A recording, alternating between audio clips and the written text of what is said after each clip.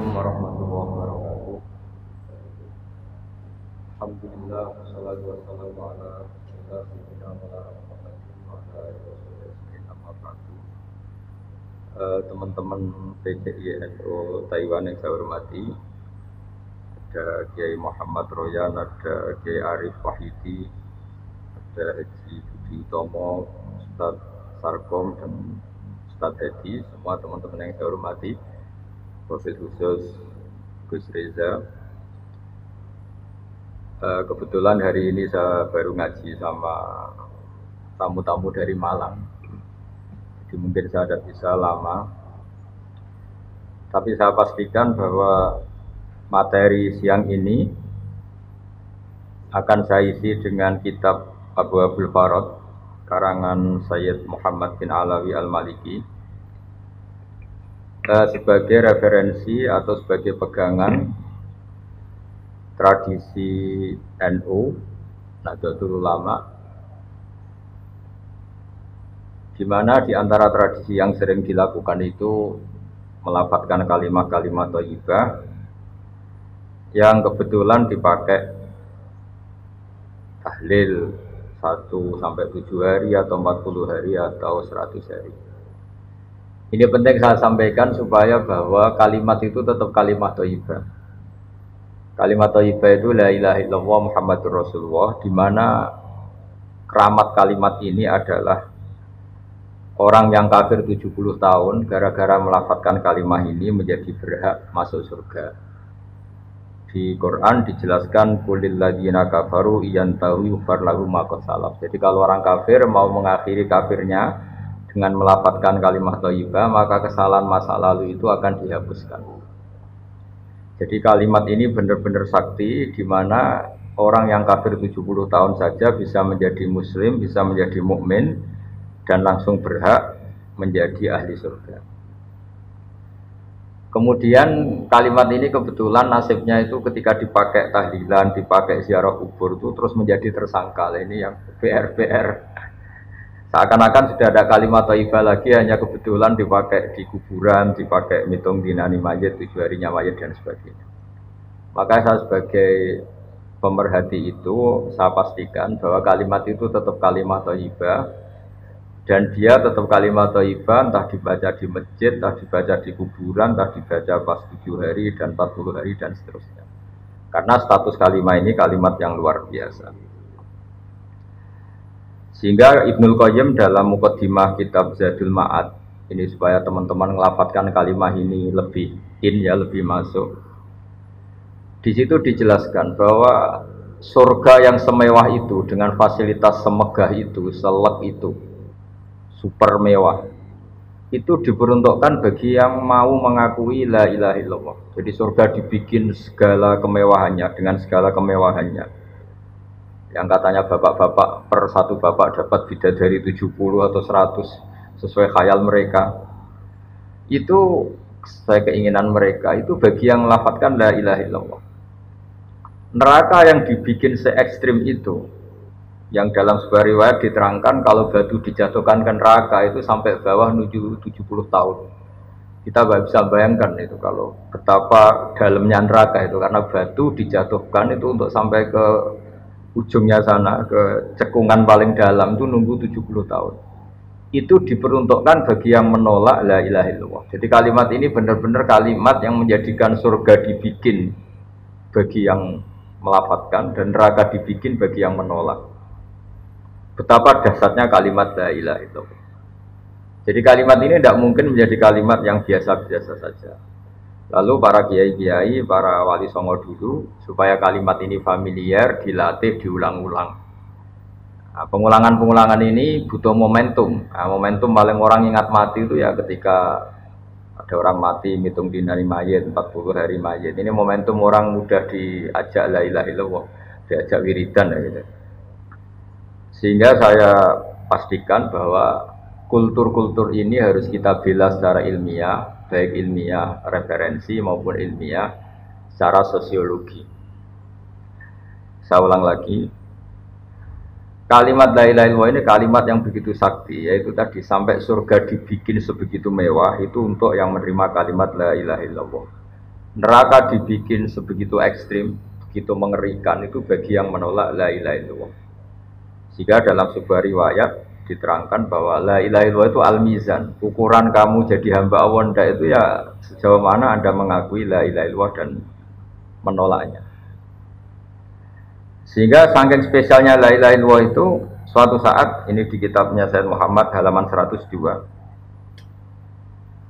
Wa fihi aidan an Abdillah bin Amrin anin Nabi sallallahu alaihi wasallam anna Musa alaihi salam qala ya Rabbi alimni syai'an azkurka wa ad'uka bi. Ya Allah, ini Nabi Musa itu kan spesial ya karena beliau kalimullah, beliau orang yang dekat sama Allah. Sehingga mintanya itu ijazah khusus, ijazah yang spesialis hanya untuk beliau. Ya Allah, ajarin saya sesuatu yang dengan sesuatu itu saya bisa mengingat Engkau. Terus qala ya Musa qul la ilaha illallah. Ya Musa, kalau kamu ingin ingat saya secara sempurna, lafadzkan la ilaha illallah. Terus qala ya Rabbi kullu ibadika yaquluna hadza. Kalau la ilaha illallah itu semua orang juga melafadzkan la ilaha illallah. Intinya Nabi Musa itu kan enggak ingin lah sama dengan orang NU ya semuanya tahlilan la ilaha illallah. Muslimat, fatayat di Taiwan di mana-mana juga kalau tahlilan la ilaha illallah. Nabi Musa sebagai kalimah itu ingin spesial, enggak mau pakai la ilaha illallah karena itu kalimat yang lazim dipakai banyak orang. Inginnya beliau itu spesialis. Kata Allah menjawab qala qul la ilaha illallah. Ya sudah, pokoknya ngelafadzkan la ilaha illallah kata Allah. Nabi Musa masih mengajukan permohonan, ya Rabbi innama uridu syai'an takhussuni bi. Saya ingin wiridan yang spesial untuk saya, bukan yang wiridan masal la ilaha illallah itu kan di acara-acara NU istighosah pasti la ilaha illallah. Kira-kira itu ya masa kalimullah sama dengan Banser sama dengan Ansor sama dengan adat NU. Beliau enggak mau, inginnya spesial itu, inginnya kalimat-kalimat yang spesial. Terus qala ya Musa law anna samawati sab'a wa amiruhunna ghairi wal ardina sab'a fi kafatin. Ada yang baca fi kafatin wala ilaha illallah fi kafatin atau fi kafatin namalat bihinna la ilaha illallah. Sudah Musa, yang bisa menandingi beratnya langit bumi itu hanya la ilaha illallah. Kamu jangan minta kalimat yang aneh-aneh. Itu kalimat yang andaikan ditimbang dengan langit bumi itu pasti tetap unggul la ilaha illallah.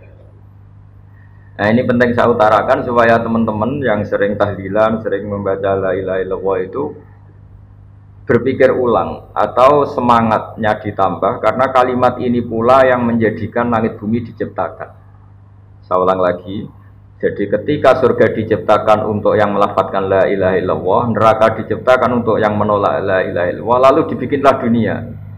Dunia ini dibikin untuk pelatihan la ilaha illallah. Lalu butuh pelatih, maka diutusnya para rasul supaya melatih la ilaha illallah Muhammadur Rasulullah. Nah, saking begitu spesialnya kalimat ini, sampai ketika Nabi Musa minta doa khusus atau ijazah khusus, tetap saja ijazah dari Allah disuruh melafadzkan la ilaha illallah. Jadi kalimat ini penting sekali. Lalu kalau kita tidak ngaji seperti ini, itu nanti teman-teman tuh hanya misalnya yang mimpin kiai siapa, terus waduh lama itu kalau tahlilan itu. Kalau yang mimpin kiai siapa, wah itu tahlilannya begini. Jadi menyoal lama tidaknya tahlilan itu sejauh mana kita memahami la ilaha illallah. Kalau kita memahami la ilaha illallah adalah kalimat spesial, maka kita menghormati pada orang mukmin yang lain juga gampang.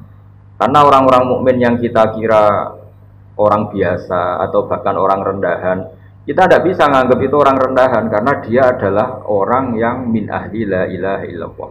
Jadi orang menghormati mukmin yang lain itu bergantung cara pandang. Ketika kita cara pandang la ilaha illallah itu spesial, maka pelapatnya siapapun itu akan spesial di mata kita karena dia min ahli la ilaha illallah. Tapi kalau kita menganggap la ilaha illallah itu biasa saja, maka kita akan menganggap yang melafadzkan itu biasa saja. Itu keliru besar. Kalimat ini adalah kalimat yang andaikan kesalahan kita seberat langit dan bumi dibandingkan kalimat ini, pasti yang unggul kalimat ini. Sehingga dalam satu riwayat ada orang yang salahnya itu banyak sekali. Ini saya baca ya, ada kata ini di riwayatnya Ahmad bin Hambal. Kata Rasulullah sallallahu alaihi wasallam, "Inna Allaha ta'ala yastakhlisu rajulan min ummati ala ru'usil khalaiq." Ada orang dipinggirkan Allah, dipanggil sendiri, kemudian dipertontonkan di depan banyak orang. Fayan suruh ali tis'atan wa tis'ina sijilan. Dia dipertontonkan ke khalayak rame bahwa ada box kesalahan 99 box kesalahan, 99 kotak kesalahan. Kullu sijilin minha misumatil basar, setiap box itu sepanjang mata melihat. Jadi saking besarnya per boxnya itu sepanjang mata melihat. Ya kira-kira per kesalahan itu berdurasi 10 kilo lah jarak. Sumayaqulu atunkiru min hadza syai'an. Kamu ngakui bahwa ini yang kamu lakukan semua. Singkat cerita orang itu ngakui. Terus Allah fayukhriju bitaqatan fiha asyhadu alla ilaha illallah wa asyhadu anna muhammadar rasulullah. Jadi saya ulang lagi ya, dia punya 99 kotak kesalahan, per kotak itu sepanjang mata melihat. Jadi saking besarnya, saking tingginya. Jadi dilihat ke atas sepanjang mata melihat, dilihat menjauh juga sepanjang mata melihat. Lalu dikeluarkan kotak kecil. Terus si orang tadi bilang, ya Rabbi ma hadil bitaqah ma hadis sijillat. Lalu apa artinya kebaikan yang satu kotak kecil dibanding kesalahan 99 yang sebesar itu? Terus kata Allah, inna kala tuzlam, kamu tidak akan terdolimi. Terus fatu do'u sijillat fi kafatin, ada yang baca fi kifatin wal bitaqah fi kifatin. Qala fato sati sijillat wa taqulat al bitaqah fala yaskulu ma'asmillahi ta'ala syai'un. Jadi ketika 99 box tadi ditimbang dengan satu kotak kecil yang berisi la ilaha illallah Muhammadur Rasulullah, itu menang kotak kecil yang berisi la ilaha illallah Muhammadur Rasulullah. Karena nama Allah ini tidak akan tertandingi, nama Allah ini tidak akan terkalahkan. Jadi ibaratnya beginilah, para malaikat itu kalau ditanya, ini satu timbangan kecil tapi ada nama Allah dengan yang sebesar itu, sebanyak itu tapi tidak ada Allahnya. Tentu malaikat akan milih yang ada Allah, yaitu la ilaha illallah. Jadi ini penting saya utarakan supaya para pelafaz la ilaha illallah itu meyakini bahwa kalimat ini spesial, sehingga tidak risau, tidak susah ketika itu dituduh bid'ah atau dituduh khurafat, karena kalimat ini tetap thayyibah. Kalimat ini tetap spesial. Bahwa guru-guru kita ngajarin ketika untuk 1 hari mayat atau 7 hari itu kultur saja. Sehingga orang NU sendiri ya jangan melafatkan itu nunggu diundang tahlil. Kalau diundang tahlil melafatkan itu, kalau ndak itu ya keliru juga. Itu ya sama saja salah, itu kalimat yang spesial kalau kita bacanya pendak diundang tahlil itu juga salah. Tapi salah juga kalau kalimat ini menjadi tidak spesial hanya karena tuduhan-tuduhan kita dianggap khurafat atau bid'ah. Jadi saya pastikan bahwa kalimat ini spesial berdasar hadis yang disebut oleh Sayyid Muhammad qad akhraja Ahmad wan Nasa'i wa Tirmidzi aidan min hadits Abdullah bin Amr. Terus saya cek di beberapa kitab, di kitab Ithaf itu ada di juz 14 halaman 636, diperkuat lagi oleh kitab Ithaf yaitu karangannya Said Zabidi Syarah Ihya. Jadi di kesempatan yang baik ini saya mohon, kalau melakukan wiridan yang diajarkan para guru itu pastikan referensinya secara detail. Kemudian barokahnya referensi itu kita tidak gamang, tidak risau, tidak gentar kalau mengalami tuduhan yang macam-macam. Karena kalimat ini tetap kalimat thayyibah, status permanennya itu kalimat thayyibah. Bahwa, itu saya ulang lagi, bahwa mungkin kita baca itu dianggap nggak tepat waktunya atau nggak tepat momentumnya. Itu urusan kita. Tanpa dituduh yang lain pun, kalau kita punya etika nggak boleh baca itu ketika di kamar mandi atau ketika kondisi kita sedang tidak baik dan sebagainya dan sebagainya. Jadi saya pastikan kata Ibnul Qayyim ketika ngendikan fadilahnya la ilaha illallah, beliau ngendikan kalimat ini itu kalimat yang menjadikan surga dibikin. Ukurannya ya gampang, yang menerima kalimat ini. Neraka yang begitu ekstrim, begitu horor, menakutkan, dibikin juga bagi yang menolak kalimat ini. Betapa kalimat ini yang menjadikan ada surga dan neraka. Ukurannya ya kalimat ini, yang melapatkan atau yang menolak. Nah, dengan spesial kalimat itu, maka terus kiai-kiai mentradisikan supaya sering dibaca. Satu-satunya momentum yang orang kumpul ya tadi, pas istighosa, pas tahlilan, pas ada orang meninggal, atau pas istisqa, pas ya sudah seperti itu. Terus yang terakhir dalam madzhab Abdul Hasan Asyadzili, kalimat itu harus diulang-ulang karena kalimat itu kalau kamu baca secara benar itu menjadikan alasan kamu diampuni dosa kamu.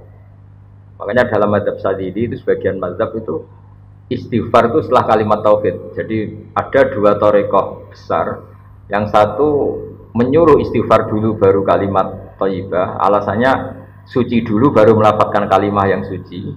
Tapi kalau dalam madzhab Abul Hasan Asyadzili tidak. Kalimat ini itu sudah otomatis istighfar.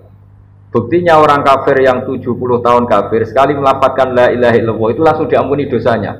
Tanpa syarat harus istighfar. Karena di Quran itu hanya kulil ladzina kafaru iyan tahu yufar lahum ma qad salaf. Jadi kalau orang kafir 70 tahun kok melafalkan la ilaha illallah itu otomatis masa lalunya diampuni.